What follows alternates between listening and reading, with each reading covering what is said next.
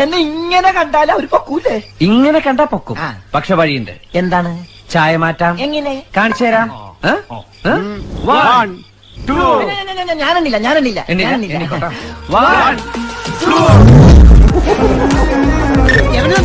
അയ്യോ ഒന്നും പറ്റിയതല്ല. അമ്പടെ കള്ള സംഖ്യക്കുട്ട വേഷം മാറി നടന്ന ആളെ മനസ്സിലാവില്ല എന്ന് കരുതിയോ? കോട്ടും സ്യൂട്ടും തൊപ്പിയും കണ്ണടയും ഒക്കെ വെച്ചാലും ഉള്ളിന്റെ ഉള്ളിൽ നിന്ന് ആ കൃസംഗി പുറത്തേക്ക് തള്ളി വരുന്നുണ്ട്. നോക്കിയേ, വേഷം മാറി നടക്കുന്ന ആളുടെ പഴയ FB പോസ്റ്റുകൾ ചിലതൊന്ന് നോക്കൂ.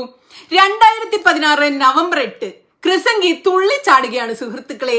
ആനന്ദാശ്രുക്കൾ പൊഴിച്ച് കിടന്നു മറിയുകയാണ്. മോദിജിയുടെ മാസ്റ്റർ സ്ട്രോക്ക്. എന്താ കാര്യം? നോട്ട് നിരോധനം.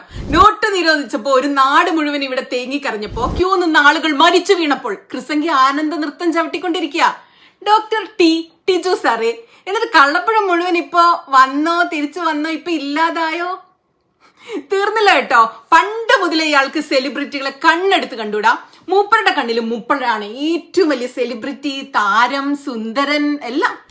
ഏതോ മനോരമക്കാരനെ പോക്കറ്റിലാക്കി വെച്ചിട്ടുണ്ട്. എന്നിട്ട് ഫാഷൻ ഷോ ഒക്കെ നടത്തി മാധ്യമങ്ങളിൽ വാർത്ത നൽകുന്നിട്ട് സ്വന്തം ഫേസ്ബുക്കിൽ ഒട്ടിച്ചു വെക്കും. ഉളുപ്പില്ലാത്ത മനോരമ ഇതും ചെയ്യും, ഇതിനപ്പുറവും പ്രസിദ്ധീകരിക്കുന്നത് നമുക്കറിയാം. ടിജോയുടെ ഫാഷൻ ഷോ വാർത്ത മനോരമ നൽകുന്ന തീയതി നിങ്ങളൊന്ന് ശ്രദ്ധിക്കണം. 2025 ഓഗസ്റ്റ് 28, കഴിഞ്ഞ മാസം 28. ഒരു പാലവിട്ട് അങ്ങോട്ടും ഇങ്ങോട്ടും വേണമെന്നാണല്ലോ പറയാ. എന്റെ തല, എന്റെ ഫുൾ ഫിഗർ മനോരമയിൽ അച്ചടിച്ചു വരുന്നതിന്റെ നന്ദിയും പ്രതിഫലവുമായി ഡോക്ടർ ടിജു സാർ മനോരമയ്ക്ക് ഒരു എക്സ്ക്ലൂസീവ് വാർത്ത നൽകി. ഓഗസ്റ്റ് 31 മനോരമയിൽ മറ്റു പത്രങ്ങൾക്കൊന്നും കിട്ടാത്തൊരു വാർത്ത കിട്ടി. എക്സ്ക്ലൂസീവ്. ജിജോ ജോൺ പുത്തേഴത്ത്. ഇത് ജിജോ ജോൺ പുത്തേഴത്തിന്റെ ബൈലൈനിൽ ടിജോ സാർ കൊടുത്തൊരു വാർത്ത വന്നു. ആ വാർത്ത ഭൂട്ടാനിൽ നിന്നുള്ള കള്ളക്കടത്ത് കാറുകൾ വാങ്ങിയതിൽ ഉന്നതരും കബളിപ്പിക്കപ്പെട്ടവരിൽ മലയാള സിനിമയിലെ 2 നടന്മാരുമെന്നാണ്. പ്രത്യേകം ശ്രദ്ധിക്കുക. ദുൽഖറിന്റെയും പൃഥ്വിരാജിന്റെയും വീടുകളിൽ റെയ്ഡ് നടന്നതും വാർത്ത മറ്റു മാധ്യമങ്ങൾക്ക് കിട്ടിയതും സെപ്റ്റംബർ 23.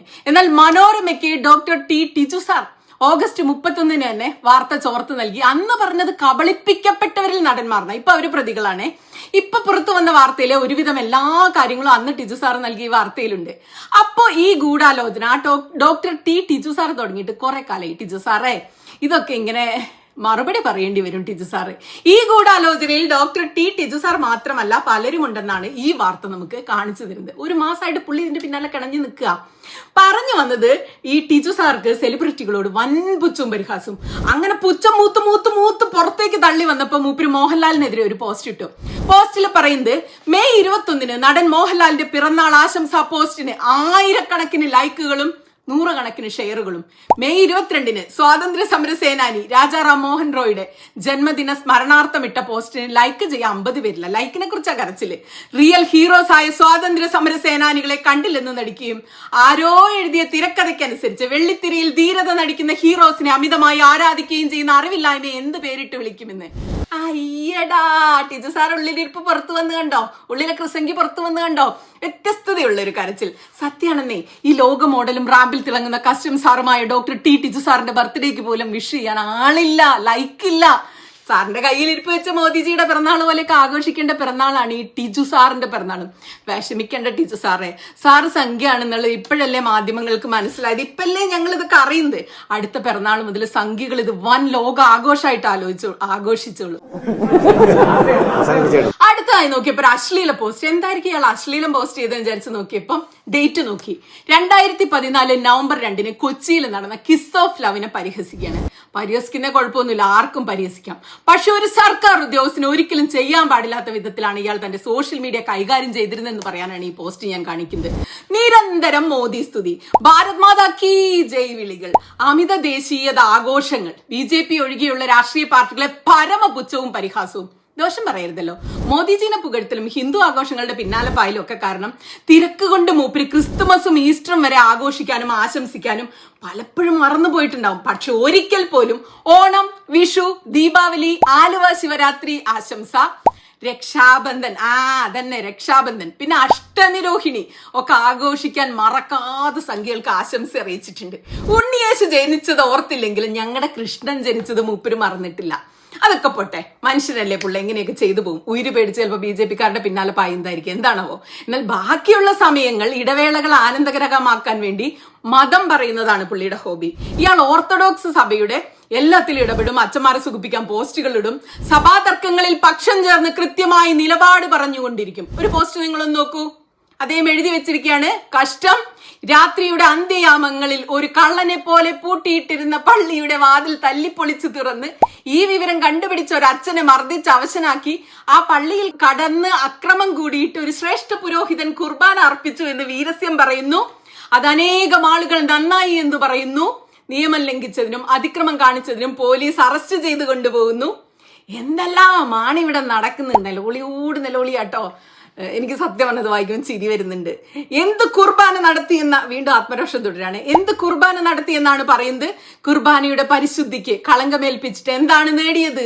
സഹോദരനോട് നിരപ്പായിട്ട് ആരാധന നടത്തണമെന്നല്ലേ, സഹോദരനെ നിരത്തിയിട്ട് ആരാധന നടത്തണം എന്നല്ലല്ലോ ദൈവവചനം. കവിയാട്ടോ. മനുഷ്യരെ, വിശ്വാസികളെ വിഡ്ഢികളാക്കിയാൽ അവർ ചിലപ്പോൾ ക്ഷമിച്ചെന്നിരിക്കും. ഇന്ത്യയുടെ നീതിന്യായ വ്യവസ്ഥയെ കൊഞ്ഞനം കുത്തി കാണിച്ചാൽ ചിലപ്പോൾ ഭരണകൂടവും ക്ഷമിച്ചെന്നിരിക്കും. പക്ഷേ ദൈവത്തെ കൊഞ്ഞനം കുത്തി കാണിച്ചാൽ, അപമാനിച്ചാൽ ദൈവം ക്ഷമിക്കുമോ? മറ്റു പല വിഷയങ്ങളിൽ നിന്നും ശ്രദ്ധ തിരിച്ചുവിടാൻ ശ്രമിക്കുമ്പോൾ എന്താണ് ചെയ്യാൻ പോകുന്നതെന്നും അതിന്റെ ഭവിഷ്യത്തുകൾ എന്താകുമെന്നും ആളുകൾ ഓർക്കാത്തത് എന്ത്? സത്യത്തിൽ ആ ജനസമൂഹത്തിലെ ഭൂരിഭാഗം ജനങ്ങളും ഈ സംഭവത്തിൽ നാണം കെട്ട് നിൽക്കുമെന്നും സ്തുതിപാഠകർ മാത്രം ആനന്ദത്തിലാണെന്നും മാത്രം അറിയാത്തത് എന്ത്? ഇങ്ങനൊരു നീണ്ട നിലവിളി സഭാ തർക്കത്തിൽ കൃത്യമായി പങ്കുചേർന്നുകൊണ്ട് ഒരു സർക്കാർ ഉദ്യോഗസ്ഥനിൽ നിന്ന് എന്ത് നീതിയാണ് മറ്റു മതസ്ഥർക്കും സഭാ തർക്കങ്ങളിൽ എതിരെ നിൽക്കുന്നവർക്കും കിട്ടിയിട്ടുണ്ടാവുക? ഈ ഉദ്യോഗസ്ഥന് എങ്ങനെയായിരിക്കും അവരെയൊക്കെ ഡീൽ ചെയ്തിട്ടുണ്ടാവുക? ചുരുക്കി പറഞ്ഞാൽ എല്ലാ രാഷ്ട്രീയ മതവിഷയങ്ങളിലും മൂപ്പര് അഭിപ്രായം പറയാറുണ്ട്. മോദിജിയെ വാനോറം പുകർത്താറുണ്ട് ബാലൻസ് ചെയ്യാൻ വേണ്ടി. മാത്രമല്ല, പുള്ളിക്ക് പരിചയമുള്ള ആരെങ്കിലും BJP-യെ വിമർശിച്ചാൽ മൂപ്പര് നേരിട്ട് വാട്സാപ്പിൽ പോയിട്ട് അവരെ ഉപദേശിച്ച് നേർവഴിക്ക് നയിക്കാൻ ശ്രമിക്കുന്നുണ്ട്. BJP-യുടെ വഴിയെ നയിക്കണം എല്ലാവരും. അതാണ് മൂപ്പരുടെ ഒരു ആത്യന്തിക ജീവിത ലക്ഷ്യം. Doctor T. Tiju Kottayam medical കോളേജിൽ നിന്ന് MBBS പഠിച്ച ഡോക്ടറാണ്. പിന്നീട് IRS എടുത്തു. 1999 ബാച്ചുകാരനാണ്. കുറെ കാലമായി ദുബായിൽ കോൺസുലായിരുന്നു, ഡെപ്യൂട്ടേഷനിൽ. രാഷ്ട്രപതിയുടെ അതിവിശിഷ്ട സേവാ മെഡലും നേടിയിട്ടുണ്ട്. വിദ്യാഭ്യാസമുണ്ട്, വിവരമുണ്ട്, അത്യാവശ്യത്തിന് മെഡലുണ്ട്, ഒക്കെ ഉണ്ട്. പക്ഷെ കൂട്ടത്തിൽ ചീഞ്ഞളിഞ്ഞ രാഷ്ട്രീയവും കൃസംഗി ഉള്ളിലുണ്ട്. മനുഷ്യർക്കൊക്കെ താങ്ങാവേണ്ട ഒരു ഉദ്യോഗസ്ഥൻ ഇങ്ങനെ രാഷ്ട്രീയം പറഞ്ഞ് മോദിയും താങ്ങി ജീവിച്ചു വന്ന് എന്ത് ഗതികേടാണല്ലേ. ഒക്കെ കഴിഞ്ഞപ്പോ നമ്മുടെ മമ്മൂക്കയുടെ മേലേക്ക് ഒരു കുതിര കയറലും അതിലാ മൂപ്പര് പെട്ടുപോയത്. അതുകൊണ്ടാണല്ലോ നമ്മളിപ്പോ ഇതൊക്കെ അന്വേഷിച്ചു പോയത്.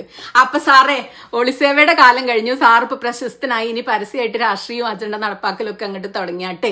ഏതിനും സപ്പോർട്ടിന് സംഖ്യകളും കൃസംഖ്യകളും സംഖ്യ അനുകൂല ന്യൂസ് പോർട്ടലുകളൊക്കെ ഇഷ്ടം പോലെ ഉണ്ടാവും. സാർ ഇന്ന് മുതൽ താരമാണ്. അവസാനിപ്പിക്കുന്നതിന് മുമ്പ് ചില ചോദ്യങ്ങൾ കൂടി ഉണ്ട് കേട്ടോ, അതുകൂടെ ഒന്ന് ചോദിച്ചിട്ട് അവസാനിപ്പിക്കാം കേട്ടോ സാറേ. ഒന്നാമത്തെ ചോദ്യം, ഭൂട്ടാനിൽ നിന്നും വണ്ടികൾ ഇന്ത്യയിലേക്ക് കടത്തുമ്പോ സാറേ, ഈ അതിർത്തി കാക്കേണ്ടവര് അവിടെ എന്ത് ചെയ്യായിരുന്നു സാറേ? അവര് കടല കുറച്ചുകൊണ്ടിരിക്കുകയാണ്, ഒരു നടപടി എടുക്കാൻ കഴിഞ്ഞില്ലേ? ഇൻഡോ ഭൂട്ടാൻ ബോർഡർ വഴി കള്ളക്കടത്ത് നടത്തുന്ന ഒരു സംഘത്തെ ഐഡന്റിഫൈ ചെയ്തു. 2, പരിവാർ വാഹന വെബ്സൈറ്റ് ഹാക്ക് ചെയ്തു എന്തൊക്കെയോ പറയണ്ടായിരുന്നല്ലോ ഇന്നലെ. ഇപ്പൊ എന്തായി? സൈറ്റ് തിരിച്ചു കിട്ടിയോ സാറേ? ഇതുപോലെയാണോ ഈ ഇലക്ഷൻ കമ്മീഷന്റെ വെബ്സൈറ്റ് ഹാക്ക് ചെയ്തു എന്ന് പറയുന്നത്? അതുപോലെയാണോ ഈ പരിവാരൻ സൈറ്റ് ഹാക്ക് ചെയ്ത്? രാഹുൽ ഗാന്ധി എപ്പോഴും പറയുന്നുണ്ടല്ലോ ഇലക്ഷൻ കമ്മീഷന്റെ വെബ്സൈറ്റ് ഹാക്ക് ചെയ്തു എന്നൊക്കെ. രാഹുൽ ഗാന്ധി പറഞ്ഞില്ല, വല്ല സത്യമുണ്ടോ സാറേ? എല്ലാ സൈറ്റും ഇതുപോലെ ഹാക്ക് ചെയ്തുകൊണ്ടിരിക്കുകയാണോ സർക്കാരിന്റെ? പരിവാഹൻ വെബ്സൈറ്റിൽ പോലും കൃത്രിമത്വം കൊണ്ടുവന്നിട്ടുണ്ട് എന്നുള്ളതാണ് നമ്മൾ ശ്രദ്ധിക്കേണ്ടത്. 3, എംബസികളുടെയും അമേരിക്കൻ എംബസിയുടെയും പേരിലും സീലും ഒക്കെ കൃത്യമായി ഉണ്ടാക്കി എന്നല്ലേ പറഞ്ഞേ? എന്തായി കേസ്? ട്രംപിനെ വിളിക്കേണ്ടി വരുമോ? നമ്മുടെ ഇന്ത്യൻ ആർമിയുടെ, നമ്മുടെ എംബസികളുടെ, അമേരിക്കൻ എംബസിയുടെ പേരും സീലും അവരുടെ ഇൻസിഗ്നയും ഫോർജ് ചെയ്ത് ആ ഡോക്യുമെന്റ്സ് ഉണ്ടാക്കി ആണ് ഈ വണ്ടികളെല്ലാം പലതരത്തും രജിസ്റ്റർ ചെയ്തിട്ടുള്ളത്. 2014 ഉണ്ടാക്കിയ വണ്ടി 2005 പരിവാഹൻ വെബ്സൈറ്റിലുണ്ട് എന്നാണല്ലോ സാറ് പറഞ്ഞത്. ഇത്രയും കൊല്ലം കഴിഞ്ഞു സാറന്മാർക്ക് ഒന്നും ചെയ്യാൻ ഇക്കാര്യത്തിൽ കഴിഞ്ഞില്ലേ? അതൊക്കെ പോട്ടെ, ഇത് മാധ്യമങ്ങളോട് വിളിച്ചു പറഞ്ഞത് ഇപ്പൊ എന്തിനാ? നിങ്ങൾക്ക് ചെയ്യാൻ കഴിയാത്ത കാര്യം ഇനി മാധ്യമങ്ങൾ ചെയ്യട്ടെ വിചാരിച്ചിട്ടാണോ? നിങ്ങൾക്കൊന്നും ചെയ്യാൻ കഴിയൂലേ സാറേ? 2014 മാനുഫാക്ചർ ചെയ്തിട്ടുള്ള ഒരു വണ്ടി 2005 തന്നെ പരിവാഹൻ വെബ്സൈറ്റിൽ ഒന്നാമത്തെ യൂസറായി രജിസ്റ്റർ ചെയ്തിട്ടുണ്ട്. ഈ കേസിൽ തീവ്രവാദി ബന്ധമുണ്ട് എന്നൊക്കെ പറഞ്ഞല്ലോ, അത് ആരാ സാറേ? ആരാ ഈ തീവ്രവാദി? ആരാ സാറേ സ്വർണവും മയക്കുമരുന്നും ഒക്കെ അതിർത്തി കടത്തിക്കൊണ്ട്? എന്താ പണം എന്തിനു വേണ്ടി ഉപയോഗിച്ചേ? കാറുകളും സ്വർണവും കൊണ്ടുവരാമെങ്കിൽ എന്തും കൊണ്ടുവരാം എന്നുള്ള കാര്യവും നമ്മൾ ശ്രദ്ധിക്കണം. It's a major threat to national security and economic security of the nation. Ministry of foreign അഫയേഴ്സിന്റെ എന്തോ കൃത്രിമരേഖ ഉണ്ടാക്കി എന്ന് കേട്ടല്ലോ, അതെന്തായി സാർ? അവരെയൊക്കെ പിടിച്ചോ? ഇന്ത്യൻ ആർമി, ഇന്ത്യൻ എംബസികൾ, ministry of foreign affairs, American embassy തുടങ്ങിയ സ്ഥാപനങ്ങളുടെ സീല്, സൈന്, ഇൻസിഗ്നിയ ഉപയോഗിച്ച് ഫോർജറി നടത്തിയിട്ടുള്ളത് ഒന്നാണ്. രണ്ടാമത്തത്, ഏറ്റവും പ്രധാനപ്പെട്ട ചോദ്യം, ആരാ സാറേ വാർത്താ സമ്മേളനത്തിനിടയിൽ സാറിനെ വിളിച്ച മറ്റേ സാറ്? അങ്ങനെ മണ്ടത്തരങ്ങള് മാധ്യമങ്ങളെയൊക്കെ വിളിച്ചു കൂട്ടി പറഞ്ഞതിന് സാറിനെ ആ സാറ് മറ്റേ സാറ് ചീത്ത പറഞ്ഞോ സാറേ? Sir sir sir sir sir yes sir yes sir